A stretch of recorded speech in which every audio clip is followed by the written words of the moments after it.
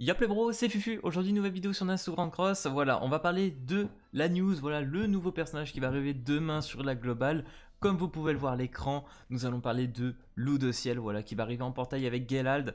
Voilà, je sais pas si je la prononce très bien, mais voilà, le principal c'est Ludociel. Vraiment, c'est The Goat, un personnage excellent sur le PvP. Donc là, je remercie Storm qui m'a prêté tout simplement son compte JP. Bon voilà, petit compte level 35, à savoir qu'il a dû faire un compte, je pense, pour pull sur les archanges, étant donné qu'il a monté Sariel, Tarmiel et Ludociel. Voilà, il a vraiment monté la team archange. Mais vous allez voir pourquoi, hein, parce que les archanges vraiment sur la JP, c'est un film de boule, entre guillemets, hein, si on peut se le dire, c'est assez insane. Donc du coup, nous allons parler de ce Ludociel, mais franchement, avant de pull ou quoi que ce soit sur Ludociel, je vous mets en garde avec un petit point d'exclamation au-dessus de la tête. On va en parler par la suite, il va falloir faire vraiment très attention. Je vous rappelle qu'on sort de Eligod depuis pas très longtemps, et il nous annonce déjà un truc assez insane par la suite. Donc c'est pas vraiment officiel, mais vous allez voir dans la news, tout simplement. Vous allez voir, ça va être, je pense, assez abusé. Donc du coup, Ludociel, qu'est-ce qu'il fait? Comme on peut le voir déjà à l'écran, Ludociel a une esquive là actuellement. Donc là, il joue tout simplement avec la grâce. Donc oui, les archanges ou les anges ou les déesses, voilà, je sais pas exactement comment on prononce la race, moi je veux dire les archanges, ont une grâce tout simplement. Donc cette grâce est l'équivalent tout simplement du commandement qu'ont les démons. Donc sa grâce lui permet tout simplement d'esquiver pendant 2 tours tout ce qui est étourdissement, gel et pétrification. Donc franchement ça c'est ultra god tier pour moi, très très fort. Surtout quand tu commences un début de game. Et en plus de ça c'est pas tout, son passif aussi est très très puissant. D'ailleurs petite chose à savoir, la grâce des personnages comme celle de Ludociel actuellement, si vous mettez Ludociel en sub sur un autre personnage, par exemple sur Escanor, Escanor aura pendant 2 tours voilà, l'esquive tout simplement aux pétrifications, gel et étourdissement. Voilà, petite chose à savoir, comme Sariel qui ignore 50% de la défense tout simplement en faisant des critiques. Donc ça, déjà, c'est très très fort. Hein. Franchement, pour moi, c'est GOT. Du coup, le passif, j'y viens. Le passif de Ludociel, il donc tout simplement, il réduit les stats liées à la défense de 40% en fonction, voilà, si les ennemis ont moins de CC que Ludociel. Donc ça c'est très intéressant si tu montes Ludociel voilà, très haut en CC, si tu as Mazougon dessus, Maskin, voilà, comme ça tu réduis vraiment les stats des ennemis, donc les stats relatifs à la défense, tout ce qui est rési critique, défense de base, résistance, etc. Hein, c'est la totale, donc 40% c'est énorme, vous imaginez en PVP. Hein. Autant vous dire que vous commencez déjà quasi en win. Hein. C'est broken 40% quand j'y pense, c'est vraiment énorme. Tu mets un Sariel à côté qui a réduire, voilà, qui ignore tout simplement 50% de la défense avec les crits. C'est nimp. Même un personnage qui va se la jouer crit, vous jouez avec Ludociel. Ah c'est drôle, hein. Je pense que vous allez vous marrer, hein. Ça va être vraiment, vraiment fun. Du coup, premier sort de Ludociel, on est à une étoile 240% de dégâts et aux 3 étoiles 600, non mince je me trompe, je suis à côté 600%, voilà.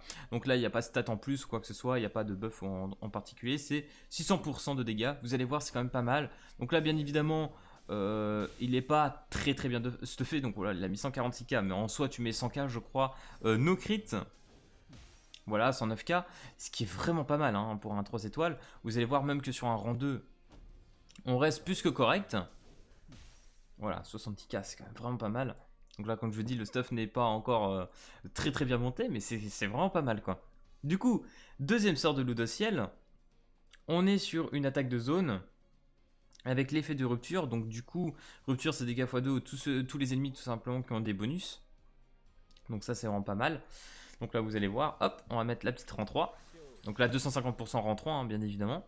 Donc le grand classique mais avec la petite rupture c'est quand même pas trop mal. On a l'ultimate qui est vraiment excellent. Hein. Donc 350% de dégâts sur l'ennemi. Et le petit 20% que vous voyez, c'est tout simplement un shield que Ludociel va se mettre sur lui-même. A savoir que ce shield peut être augmenté avec les doublons. Donc si vous l'avez spécis, vous mettez tout simplement un shield de 80%. C'est juste énorme. Il faut se le dire, c'est très balèze. Donc on va regarder la petite spé, qui est juste magnifique, il faut se le dire. Et après, on va parler de choses sérieuses après cela. Mais oui, un Ludociel God tier, hein, vraiment. Pour PVP, c'est... Même encore aujourd'hui sur la JP, tu le vois partout. Il est très souvent joué. Donc voilà. Du coup, comme vous pouvez le voir, il s'est fait un petit shield. aux petits oignons.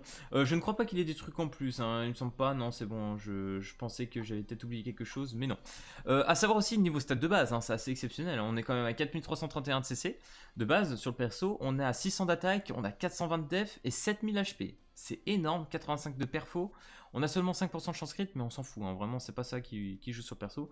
Donc ça fait un perso qui tape assez fort et qui en plus de ça va tanker vraiment bien, donc on a quand même un bon off-tank, un perso très très sympa. Donc du coup, la news. Les règles du PVP ont changé.